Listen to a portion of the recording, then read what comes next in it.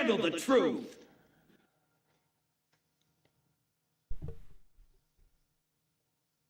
Good evening, everybody. Welcome back. Welcome back to another Thursday night Get Right with Mr. Demetrius Knucklesale and me, Mr. Thomas Free Me. Coming back tonight. Again, as always, I pray that everybody's week was blessed. Everybody is safe, happy, healthy. Your bellies are full, and that you are comfortable for a great show that we got tonight. Very important show, so I hope you guys tune in. With that, I will pass it over to my ever so wonderful, gracious co-host, Mr. Demetrius Knucklesale. All right, all right, all right. We first want to thank everybody that is tuning in because, as he said, it's going to be a dynamic show, and we just want to pray that everyone is in the best of health. And for those who are not, we pray for them. Those who are sick or shut in, we pray for them. And again, we about to have a dynamic show, and you all can comment as we go along, if you so wish. Amen. Blessings for that. So, with that being said, man, how was your week? Man, funerals. Yeah. We was having Earl funeral, then we had Danny Boy funeral, which was, jam-packed, powerful, man. Had a lot of people there, people from United Nations, and it was just a wonderful showing, man. And now I have another funeral for the young man that made a mistake and shot himself in the head a couple Sundays ago, 15-year-old. So I have his funeral Monday. Hmm. But 15 God is years good either old. way, man. Hey, man, he's the one with the plan, man. He knows what he's doing. You know, it's just like what we talk about. I just gotta make sure that I fit inside that plan somewhere, man, and just can't let these things shake me anymore like I used to, and just know that at the end of the day, my 2 feet are still here, my lungs are still moving, my heart is still breathing, beating, and as long as I'm still breathing, I can continue these messages for these soldiers that have paved the way for us to continue. You know what I mean? That's right. So tonight we're going to be talking about relationships, prison Wow. relationships of individuals inside and outside. We're going to cover both aspects of it because a relationship is a relationship, and it's all the mentality of what we go through inside, dealing with abandonment, dealing with a variety of issues, but specifically speaking about relationships. Is there any specific relationship that you had that you'll always remember? Uh, the relationship that I had was the brotherhood that I had. Those are the relationships that, Hmm. man, you can't put a price on that brotherhood right there because when there was no family there, there was no brother, no sister, no mother, father, aunt, uncle, or grandparent there. It was that guy that was walking the yard with you, man. And I always give it up to these brothers, man, because they the one who carried a whole lot of us through that time. One thing I see about you, partner, is when you reflect on these things, you become very humble. You know what I mean? Like your whole body language just, you know what I mean? Like it's almost to the, and I know what that is because, and correct me if I'm wrong, but that's paying homage to the fact that there are individuals that are there and the reason you are who you are today, possibly even alive and breathing, going through what you've went through. And when we speak on these individuals, man, like words can't even carry the weight of respect that we have for these people. And that's what people don't understand. You know, when you literally are in the mud and the trenches, you've been already thrown away. You've been considered trash. You've been considered the lowest scum of the earth. And you run into someone who found value in you, and they pour into you a certain knowledge, wisdom, and understanding that will allow you to somehow, if you just grasp it, grow. And when you run into those type of individuals and you find that they're real, this is not some ploy, this is not some prey. They literally live off the food that they feeding you. So you know it's good because you can see them growing. So they feeding you that food. You can't do nothing but be grateful for it because there was a time when you was hungry. Your belly was touching your backbone. Nobody could feed your spirit. Nobody tried to feed your spirit. Or if they did, they was imposing something on you as opposed to introducing something to you. For those that don't know and are joining us, for the first time, this is Demetris Knuckleshill, and what makes this human being that you're looking at right here so unique and so profound is this is an individual that spent his a large majority of his later childhood, his late teens, up until his adulthood in prison, right? So a lot of his formations of the man that you see now comes from incarceration, not society. That is what's so unique and special about individuals like him, because their whole thought process is is one that has been formed from incarceration, not societal incarceration, but this prison industrial system.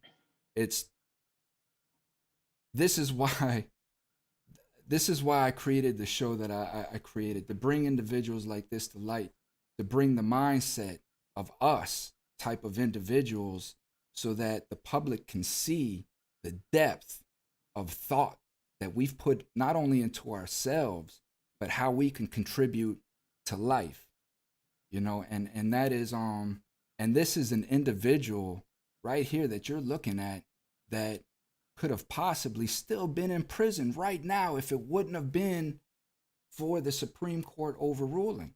This gentleman right now is still be in prison. Hmm. Now I'm sorry, I just want the viewers, the listeners, to really understand the weight of not only who you are and your words, but what it is that we're talking about, because that touches me, because it's the same brotherhood for me, right? Because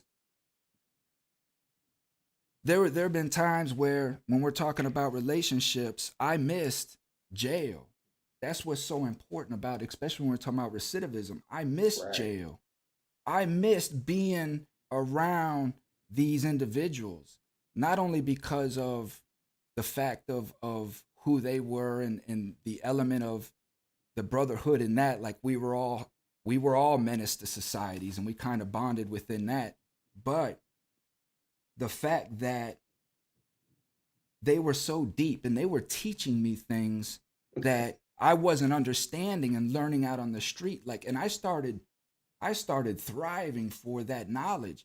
There would be times where, again, we tell I would go out and catch a charge, a weed charge or something like that, and be happy to go to jail. And I would joke with the homeboys, like, man, I'm going to kick it with Bobo for a little while. I'm gonna go hang out Right. with Bobo for a couple weeks. This charge is a bullshit charge. I'll just go to jail, sit in jail for a couple. But internally, I'm craving to go back before that relationship. No, nobody understands that, man. I'm telling you, these are conversations that I have on a daily basis with people because uh, society society tends to believe, because they have been taught and trained and indoctrinated to believe, that guys go into prison and we click up together only to become a worse criminal if we should get out. But they don't understand that, first of all, one of the things that led us to prison was the lack of a familial structure. So we found ourselves hanging with guys in the streets. doing whatever guys did in the streets. Now, we found ourselves in prison, whether we did it or not, but we found ourselves in prison around guys that we found out to be men. So we looking around like, this can't be real. So now we like, okay, if that's real, I'm about to absorb some of this knowledge. So we start absorbing some of this knowledge and we start attending these schools of thought on the yard, walking the yard every day, in the weight pit, in the school, child hall, wherever we at. We find ourselves absorbing some knowledge, wisdom, and understanding that's slowly allowing us to grow. And we growing and we not even knowing that we growing. That's the beauty of it. And Hmm. society thinks that we got up in there, like you say, you caught this charge and you went up in there. Yeah, you might have went up in there for the wrong reason, but while you was up in there, you've been schooled and taught and fed. That's the part they don't get. That's the stigma of that they attach to us when they say they go to prison just to become worse criminals. No, that's not the truth. Furthest thing from the truth. But that's the story they got to spin in order to keep the money flowing in, you know. Hey, But so you, let me ask you this, and if I get too personal or anything like that, just whatever. But come on were with it. you were you a virgin when you went inside? No, man, I was way far from that. I So at was what age did you go in? I went in at 17. Okay. Uh I had already had a son that had passed away by that time. And just talking about him today because today is the what, the 15th? Next week, next Friday will be 33 years ago that he passed away. Mm. So I had already been into, you know, the women and the girls and just my lifestyle dictated that type of outcome for me. 17 years old, and you are already living a man's life. You've already had a child and experienced the death of a child, and you're still a child. Yes. And so now, just think of that. Just think of what you just said. So now, here I am. I'm a young child who've already experienced the death of a child. By the time I went to prison, I had been shot multiple times. I had been told that I probably wouldn't come out of paralysis on my left side. Probably wouldn't be able to walk again without a limp. I don't walk with a limp at all. I overcame paralysis in 10 days flat. I checked myself out of the hospital. I went to prison for 28 years. I overcame obstacle after obstacle, overcame anger issues, depression issues. Uh, and yet here I am, the one guy that they threw away, the one guy that the system traumatized so much from early on, even while I was in my mother's stomach, the one guy that they traumatized so much and they just knew it amount to nothing. I'm sitting right here.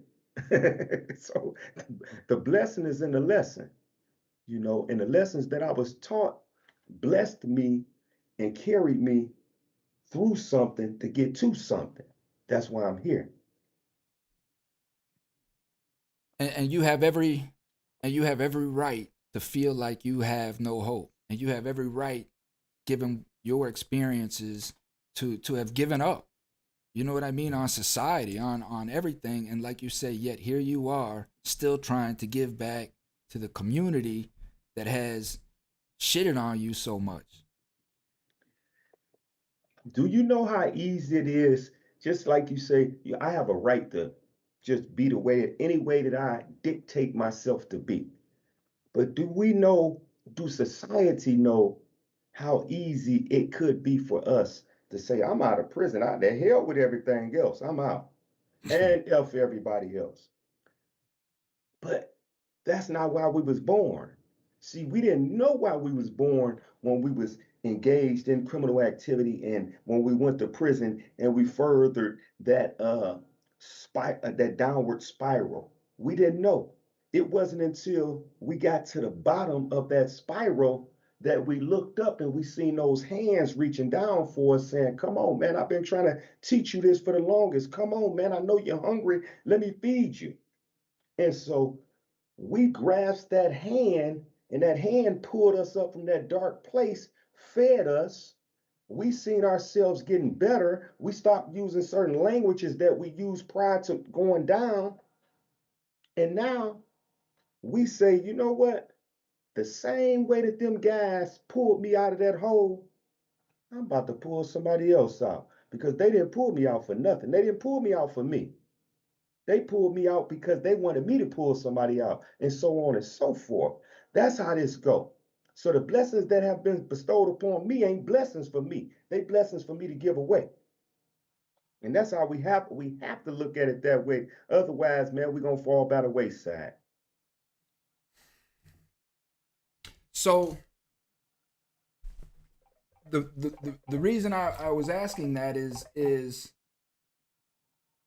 you've had experience with relationships going into prison. How did that affect you going in with a life sentence? You know, like some juveniles, they'll go in, they've never really experienced that, so you don't know, you don't miss what you don't know. But you've already experienced that. How did you process that going in with a life sentence? It was it was hard, but again, man, when you I was fortunate because my female family members, all of them, I got a lot of female family members. They stayed in contact with me. I mean, Mm, from day one to the literally the day I walked out, my favorite cousin was standing right there. She was there 28 years ago. She was there the day I got out, and I lived with her when I got out. But it wasn't just her, it was so many aunts and other cousins that visited me. My little cousin Walanda, and so they kept me abreast of womanhood. I never knew how to carry on a relationship. I was young. right, I was only doing what I seen other people do, not knowing the right or wrong of it. I was only doing what the other guys was doing. right, So I wasn't even intelligent enough to understand what I was doing. I just knew that I was doing what they was doing. But my cousins taught me this stuff because I had to watch them grow up. I always been protective of all my female cousins and my aunts. So I'm watching my little cousins grow up. They got children now. I wish I was there to beat up their boyfriends or scare their boyfriends. I wasn't there. But these are the lessons that was handed down to me on visits. mm, So that's how I learned about relationships. Now, I didn't come in knowing nothing about it. I learned about it while I was in prison, and I really learned about it coming out here. I learned a lot, a lot of lessons, boy, I tell you. And they were some yeah. hard lessons. And that's something for the public to really understand about us, me as well. Like because I was in and out of jail so much, I missed so many events. I mean, I didn't have a 21st birthday. I was in prison for my 30th birthday. I was in prison for my 40th birthday. So I was never in place long enough to form any kind of long lasting relationships with anyone. You know what I Right. mean? And so, with that being said, I had no experience in married life, settled life, or how to sustain a relationship in any kind of length or period. And I'm still that way. And this is something that us coming out, especially as grown men, and these women are like, man, you've been in prison all this time, you don't have your shit straight yet. Like, lady, you don't even know, you have no clue what's even going on, You right? ain't But lying. again, it's these expectations that because we're a certain age, or maybe we show a certain articulateness, a certain intelligence, that these individuals expect that we're supposed to be at a certain level, and when we're not, right, it's like they become dysfunctional or something, you know. Man, tell you something.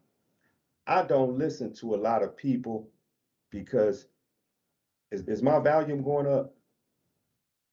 You sound perfect to me. Okay, good. So I don't listen to a lot of people, man, because if it's one thing that I've learned being out here, and I was told this coming out to be prepared for what I'm about to say now. Man, people gonna say some of the off the wallest stuff to us because they feel like we should know. And all we saying is that you usually say it takes a man to admit that he don't know. So now we admit that we don't know, We're we being chastised for it. crucified. Telling. But the fact remains is that if we were away from society for 1 year, that means that whatever happened in society in that 1 year, we are ignorant of. Mm-hmm. We have to learn about. Now, when it comes to technology and we're away for this amount of time, we don't know. We have to learn. When it comes to the change of in guard of how, a perfect example is how women, before I went to prison, women was in a different position. They played a different position, right? Mm-hmm. While I'm in prison, I'm hearing that these women, man, they out here, they like men now. They aggressive, Amen. man. They I'm running telling back. you. They this, I'm they that. telling you. So how was I supposed to know how to interpret this when I get out, other than by what I was told, not by actual experience? So I had to come experience that women are on a whole different level now. Women think differently. So the relationships that I had to come form on the way out of prison and getting out of prison was different now because I never once seen women in control the way they are today.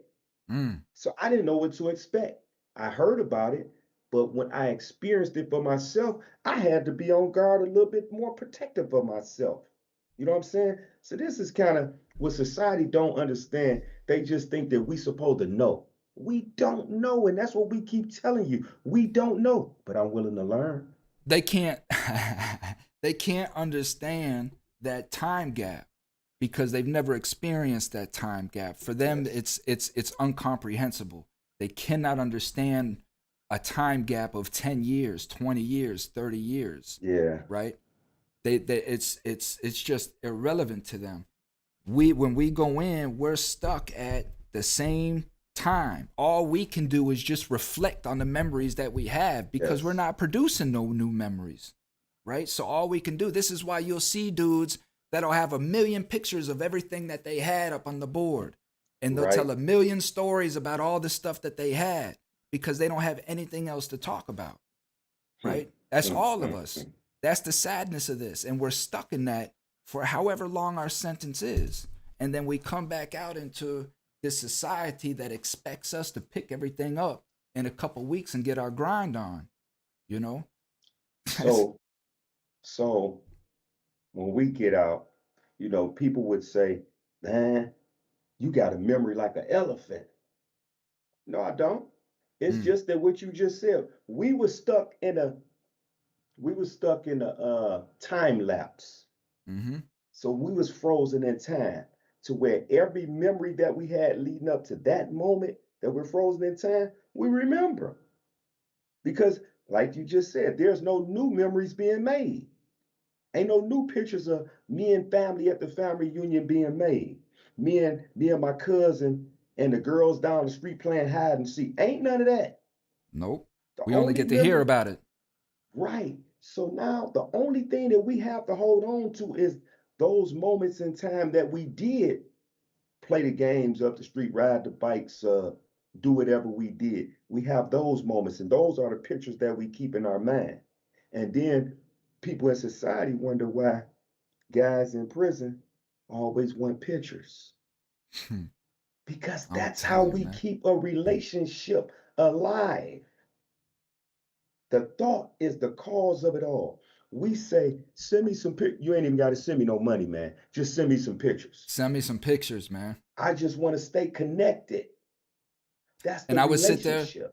man. I would sit there, D, and I would look at them pictures. I'd lay in my bed and just I'd have them up on the top of my because I had the bottom bunk, so I have them on my bunk, and I would just be living there, just picturing myself in these pictures. A picture of my daughter on the beach, and I would just sit there and just, man, my mind for hours just look at that picture, man, and be like, Yeah. man, I just can't wait until I can just kick that water with her. You know what I'm Right. saying? And it's just, but going back into the topic, right? Same thing with these pictures. Having a relationship outside, the mother of my child, you know, and the disconnect that was happening with that, with her abandoning me and me not wanting to let go and all of that. And these pictures coming, and these pictures can be just as crucifying as well. You know Yeah. what I mean? Especially if we see something in the picture that don't line up, because I'm Ooh. looking at every detail in this picture. Every. You told me that you took this picture at Nancy's house. Well, wait a minute. I've been at Nancy's house, and Nancy ain't never had no table like that. Who is that guy You, in the background? you know what I'm saying? Or those are men's shoes back there, Yeah. right?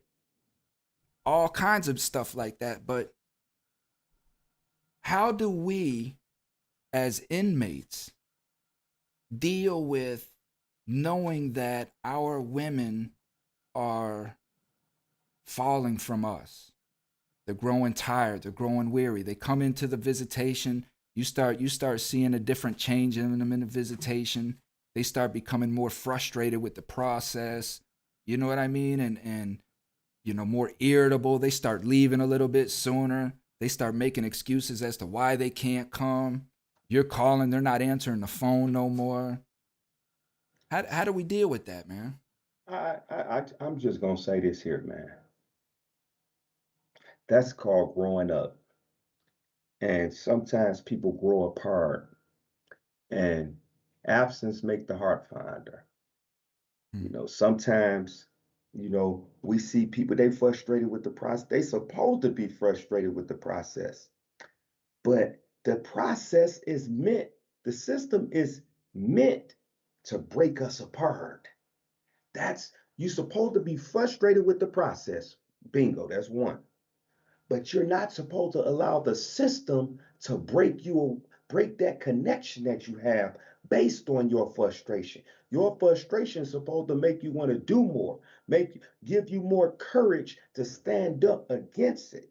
Stand up with whoever it is you're going to see. But what ends up happening is that our relationships fall apart because family can't visit us too no more because we too far away.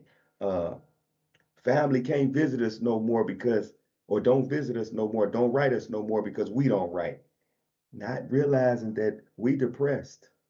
Man, I'm trying to figure out how the hell I got here, how the hell Hmm. I'm going to deal with being here, and how the hell I'm going to get out of here. Those are my thoughts. Three great thoughts. How I got here, how I'm going to deal with while I'm here, and how the hell I'm going to get out of here. I'm not concerned with no, now those pictures is gonna help me.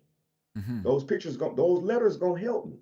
But because I can remember a time that I didn't write home for a few years, and I really did, man. And when they had the JPay system in place, I finally went on JPay and I had a list of letters, right? And I told my family and people, I said, yeah, I'm still here. I'm good. I just been having to deal with me. And that's what people don't understand, man, is that I understand you frustrated, but if you frustrated on the outside, imagine how I feel on the inside. But I gotta be Hmm. strong. I'm trying to give you courage. I'm trying to give you an inspiration to just stay strong and trust the process because I have to trust the process. I may not like the system or nothing, but it's that system I gotta go through to get out, right? So I have to put some trust in the system because that's the system that I'm not going to get out no other way. They're not walking me out the back door. I got to walk out through the parole board saying or through the court, one way or the other. So I have to put some type of trust in those mechanisms, right? And that's what the people on the outside don't understand. We can hate it as much as possible. Hmm. But if that's the door that I got to go through to get there, then please wait at the door for me. Hmm. Help me tear down the door or something. So with all of these emotions that we expressed during our incarceration, let's touch a little bit on the homosexuality that goes on inside of prison and why some men turn to it and act like they're not part of it, right? These individuals where they turn to it, we've all seen it. The individual where they're sneaking off to the room, and then you'll see them out at visitation later that weekend with their family members, their wife, things like that. What do you think, or how do I want to phrase this? Like, what is it that makes a person do that, fall to that, right? Am I asking this correct? You know what I'm trying to ask? What would make a man look at another man? As if it was a female. And I'm gonna be straight up here, because this is a conversation that I've had many times, and it's a difference between a guy who played a gangster role, played a street tough guy role, and play these type of roles, and then they go in there. Now, if they was into that, they just into that. Hmm. That's one thing. That's one thing. I'm not judging nobody. If you like it, more power to you. We not That's right. talking about you. We talking Right. about the guy with the chest stuck out, with the mean mug looking face, and always the tough talker, too tough for TV. Now, what will make him break down?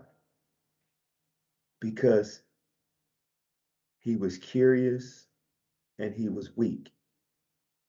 And out of his curiosity, he explored his weakness because he was, you know, curious about, man, this soul. Because I had a friend. This guy was so homophobic, I knew he was gay. Hmm. He was so homophobic. And sure enough, he came out gay because he was so homophobic. And I I never really been homophobic. I don't play them games, Right. but I'm not. I can hug my homeboy. He gay. That's his business. That ain't mine. And let me say this, man, and I always say this. The gay people in prison, man, these are some of the most straight up convicts that I've ever dealt with. Like, these people keep it real. You know what You I ain't mean? They lying, keep it real. These people are straight up convicts, and I used to do a lot of business with gay people inside. You know what I mean? right? So, and see, that's what I'm saying is that I never I never wanted to try to judge them, Hmm. you know, because man, I hate to be judged, especially wrongfully. That's why a lot of us are stigmatized to this very day because we've been wrongfully judged. We've been thrown away. We've been said that we scum of the earth, etc. And these are the titles that's going upon the people who engage in whatever gender relation they attach themselves to. And so the guys that's going in there who end up delving into that world, we stigmatize them not because they simply engage in homosexuality, not for that reason. They're stigmatized and they're criticized because they once stuck their chests out like they was tough and they not into that. And they once talked about them people and they once put down them people and they once said, I'll never be like them people and made those people look so terrible. And now they right there with them. That's why we talk about these cats. Not because they just gay. No, we not going against no, that's their life. We don't have to agree with it, but we have to respect whatever route they choose for themselves. But Hmm. those guys who played a tough role and talked about the homosexuals, these are the guys that we cannot respect Hmm. because they don't show respect for themselves. They degraded people and they show themselves to be hypocrites. Simple. So what are some signs that women would see in a man like that, where she's coming and she's visiting a man, maybe she's meeting him, maybe she's planning on bringing this man home into her house to meet her children and be married and all that, but yet he's having these type of activities on the compound. And that's great because I remember my little friend. This is no, I'm not exaggerating. We was on the yard, and we was outside on the yard. We wasn't together, but we was outside at the same time. And he was walking around the yard holding hands with the his boyfriend or girlfriend. I don't know which one was which. Mm-hmm. So they called him for a visit. He let go of his hand, went up to the visit room. They called me for a visit. I go out there. We have my own correctional facility in Detroit. I go out there, my cousin them out there. I see him. He with his beautiful female. I told my cousin, I said, that guy right there gay. I said, he was Mm. just on the yard, literally just on the yard, holding hands with the boy. And so I told my cousin this. I told a few of my friends this. You have to ask that question. Don't hold nobody up. Ask that question. Were you engaged in any type of homosexual behavior while in prison? Please just be straight up with me Mm-hmm. because we can find out. You know what I'm Mm-hmm. saying? Because we all know more than one person in prison, and that one person usually know you. So I told my cousins, I told my friends, I said, just ask them. You Mm-hmm. know, one of my friends asked me. She was like, now I know this is a stupid question because I've been knowing you all my life. But tell me that because I heard that guys be with a lot of time be engaging. I said, and that's right, some guys do, but some guys don't. I said, I'm one Mm-hmm. of them guys who don't. I stand 10 toes down on who I am. I'm not curious.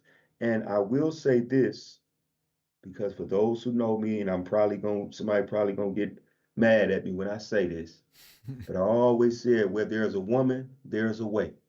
And there's Mm-hmm. always a woman around. So there's a way.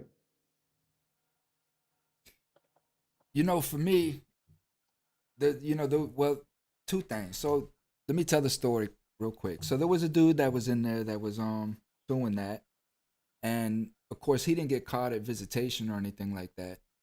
But when he got home, right, him and his homeboys and all that was standing out on the block, and he pulled up. When he pulled up, there was a dude there that he was incarcerated with, and as soon as he got out of the car with his chick, the dude started laughing like, man, what the hell? Like you was going knee deep inside. You know what I mean? Just put the dude all on blast, right? Well, the dude, of course, was embarrassed, pulled out his pistol, shot the dude, and ended up going back to prison for the rest of his life over this incident, which I'm sure, whatever. But for me, I used to see it all the time, man. You would it got to the point to where I just wanted to make sure that it wasn't anybody that I was associating with that was going on these missions, because I always made sure, my brother, that whoever the most important thing to me through my whole bid was whoever I sat down and broke bread with were men. You know what I mean? I'll kick the bobo with you, whatever you got going on out on the yard, things like that. But when I sit down at my table, only men sit with me. Right. You know what I mean? And we only break bread because that's, to me, that's sacrificial. Mm. And I always wanted to make sure that whoever was sitting down with me, breaking bread with me, was 100%. You know what I mean? But it's there, and I think a lot of it has to do with the fact, again, like you talk about the weakness, that we become so infatuated with attention, with affection, that when we become separated from that, we don't know how to handle that. we can maybe handle it for so long, but I think that tough talking that you're talking about is an individual that knows he's getting ready to break. And he's trying to tough talk this. He's calling them every name in the book, F these punks, all this stuff. And at the end of the day, he knows he's about to break. This is how I see it. You know what Yeah, I mean? yeah. And then you'll see it. It'll come a holiday meal, right? Because holiday meals is when we get fed the most. So the whole dorm clears out on the holiday meal. So all you got to do is kick back for a couple minutes, hang out in your cell, you know what I'm saying, and look out the window, and you'll see what's going on in the dorm during the holiday meal when Right. nobody's in the dorm, right? You'll see people stealing people's stuff out of cells. You'll see all that. Absolutely. So for me, I just think that this is what prison does to us. Is like I've always said, prison is going to make you face the things that you've been running from your whole life, right? That is what prison is going to do to you. It's going to make you face whatever demon you've been running from. You can't run from it no more because everybody's in your business. There's nothing you can hide from anybody, nothing. And whatever you're hiding is eventually going to end up coming out, you know? So, so what you saying is that prison exposed you to yourself. No question. It's going to expose your strengths. It's going to expose your weaknesses. Because, for example, you could take a young man who's been very wild all of his life that led him to prison, right? And he get with a certain group of intelligence, and man, he shine like a star because that prison exposed him to himself. And then you could take that man who came to prison, who was into the stuff he was into. He probably wasn't even a tough guy in the street, but he came to prison and he got with a group of guys that manipulated him, and he just got to stabbing people. It Hmm. exposed him to himself. Then you got that guy who was out in society. He was the ladies' man, and he was this and he was that.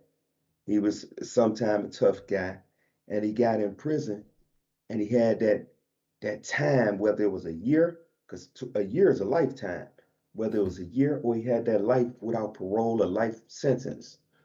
And he was like, man, I ain't going nowhere, man. I don't care, man. Listen, if I can get one of them guys to bend over, I'm getting it. Simple as that. It exposed his weakness to himself because he surrendered all of who he is and sacrificed that to live in this moment. No different than the guy who came and surrounded himself around intelligence. He sacrificed everything he once did prior to that led up to prison. He sacrificed that whole lifestyle to become an intelligent individual. No different than the guy who became a prison gangster who sacrificed the innocent life that he had.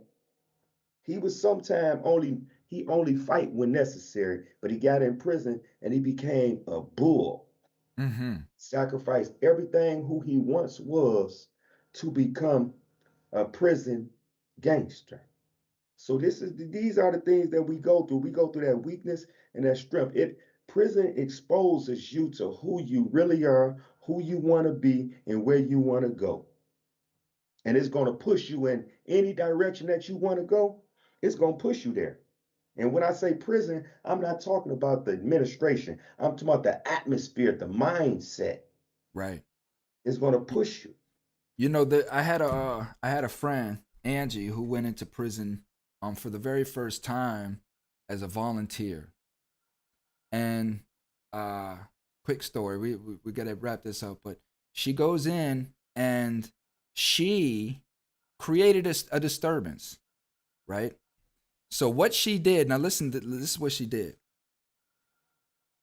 She's free world people coming in. She's bringing free world food with her, right? They got pizzas, they got all this stuff. They're in the cafeteria, right? So you got these individuals that are in the cafeteria. You know what time it is. We just going for the food, man. Pizza, they got pizza, man. Shit, where do I sign up? Right. You know what I mean? So she's got this crowd in there. Now, the orderlies, of course, are doing what with that pizza? Them orderlies are trying to stash that. They're trying to bring some of that back to the Yeah. unit, Sell it, right? baby. So here goes little Miss Angie. Now, little Miss Angie knows that there's extra pizzas back there in the back. So she gets the individuals out in the cafeteria, right? Or however it was, maybe the individuals back in the whoever it was, but she rallied up the individuals, not the orderlies, to go back there and get some of this extra pizza that the orderlies were having in the cut to take back to the compound. Right. Now, like I explained to Angie, that's a no-no what you just did, because those individuals that you led knew that those orderlies were housing pizza. That's why they souped you up to lead the way so they can ride behind you to get some more of that pizza, because they didn't want the orderlies to take it back and sell it. They wanted to eat it. You know Right. what I mean? The orderlies are going to get mad because you probably just cost these people a couple $100. Mm-hmm. You know what I'm saying? So the point of this is that this woman had created tension, right? And this tension that she created is what I am trying to get people to understand. This is the tension that we have on us every day, all day long. That tension that you feel is always there, right? Because she she felt it. And there's another individual, Mr. Craig Powell. He's been going into the prisons for 16 years. And it's like he says, I've seen it. I've seen what you're talking about, but it's never been directed at me. I've never Right. felt it. Right. Where this person, Angie, felt it. She knew, like, oh my God, I think I'm getting ready to start a riot. You know what I Yeah. mean? And that is her unique experience with that. So I just wanted to share, that was for me a profound moment to hear that here is a free world person who's only spent, I think she did a clip a night in jail or something, but to feel that type of tension that we live through all the time for years and years and decades, and how that wears on our mentality, on our Yeah. body, our soul. You know what I mean? And going back to what you said from the top, that is why those pictures are so important, because those pictures eases that. There is no tension then.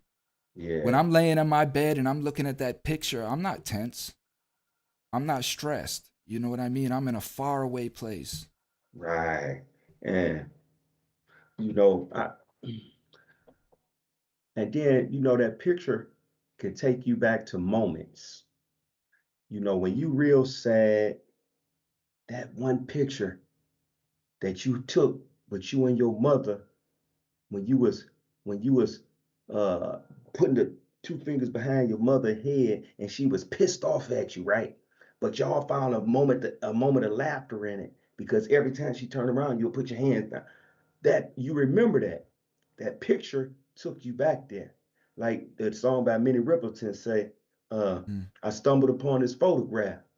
It took me way back. See what I'm saying? Back down memory lane. Those pictures, I lie to you not, man. Pictures saved a lot of lives, man. It saved a lot of lives. And what do I mean by that? And I want everybody to hear what I'm saying, what I mean by the picture. Just a still picture saved a life because that still picture kept me so calm and kept me so connected and mindful of my goal that when the officer or that inmate pissed me off, I went back to my cell and looked at that picture. And it kept me grounded, reminded of my goal. So those pictures, and I'm telling everybody, if you know someone in prison, if they're asking you for pictures, or even if they're not asking you for pictures, please send pictures. This is their connection to reality. This is their connection to sanity. This is their connection to humanity. This is their outlet for calmness and peace. It's those pictures. Please send pictures up in the prison system. This is why the prison system don't want certain pictures in there. because they want us to be miserable, because they understand the psychological effect that pictures have on us while we in there. Hmm. Send them up in there. That's exactly right, man. So that being said, man, it's even if you write a letter, right? Write a letter, and as you're trying to explain something, take the little bit of time. Like, say, if you're trying to explain the new mailbox that you're painting, right? Go out and just take a picture of the mailbox. You may not think that it's significant. You may think that just by writing it down, he'll get it. But if you go out there and take a picture that, I promise you, I'm looking at every blade of grass in that picture. You know Mm-hmm. what I mean? I'm looking at everything, and it is therapeutic. So, Demetrius, another great show, partner. Absolutely. You Another know I'm great going to show, invite you to man. my podcast, man, as soon as I get it up. I haven't figured it out yet. But Yeah, no, we're gonna get it, and then we can take all these shows and load them up there as well, and yeah. get you crunk. On Tuesday nights I'm starting a new show with a gentleman by the name of Wolf Dollar Bill, and this new show is called Black and White, Okay. Truth versus Fiction, and this is all we're going to be talking about is just all the racism going on in every Right. aspect, whether it's in sports, whether it's unannounced, unknown. You know what I mean? We're just gonna be discussing these things on Tuesday night, so we're gonna kick that off and see how that goes. But man, this show right here is growing, dog. We got 13 viewers through the whole show. See, that's great. Let me see something. Because I posted it on my pages. I posted it on my pages, but I don't know if they think they know that they could look at it live. Mm, Yeah, see, they don't know if they could look at it live. I shared it to 32 different groups, and I usually mm, get a lot of viewers. But yeah, there's only one way to grow this thing, man, and that's to keep doing this thing, man. And people gonna catch on because people gonna understand it that we know different than them, and that we're talking about the issues that everyone is talking about, and we're just having a platform to talk about it on, and they can comment or whatever, and we could answer their comment, answer their questions, whatever it is. Just hey, take care of your business. We're gonna do our part, you do your part. that's right. Amen. Thursday night, get right. Next Get week, partner, you take care. You stay safe, man. What you got? Absolutely. It's either you're gonna get right or you're gonna stay wrong. We trying to help you get right because as long as we right, we stand on the side of right, we can't go wrong. God is with us at all times. Peace and love. Amen. Amen. Absolutely. So until next week, partner, you stay safe. For the rest of my listeners, thank you for tuning in, man. Thank you for tuning in. Spread the word. Thursday night, get right, man. Save the kids. We out. Peace.